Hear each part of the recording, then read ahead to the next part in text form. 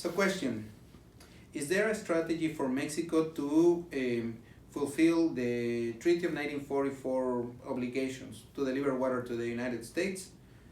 And the answer is true and false. So in reality, false. There is no current specific operation to deliver water or to let water flow to the confluence. So that is, it is accounted or it is shared with the U.S., but also with users in the Bajo Rio Grande, the Bajo Rio Bravo. One of the questions here is, or the main strategy has been to wait for the hurricane, to wait for the monsoon season, and wait for when the monsoon season happens with all the rains that will saturate all the basin, all the rivers, and that will go water actually will reach the main stem, will fill the U.S. Storage in both international reservoirs, and as a consequence reset a treaty cycle. That has been the strategy, which is no strategy, it's just wait for the hurricane.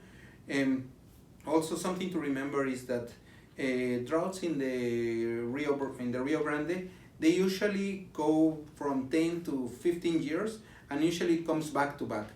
So it will be a 10-year drought, a 2-3 year wet period, and another 5-6 year drought.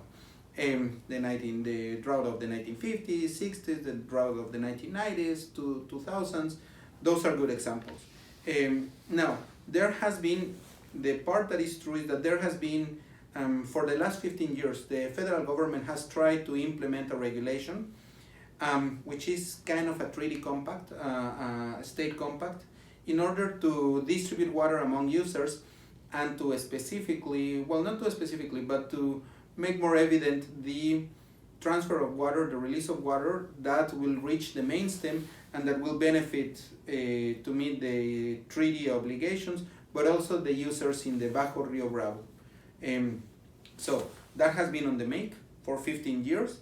There have been studies, people have been trying to do this. However, it hasn't been successful so far. So false. Still waiting for the hurricane. Truth, there has been some activities to develop this kind of regulation agreement, but it hasn't been successful.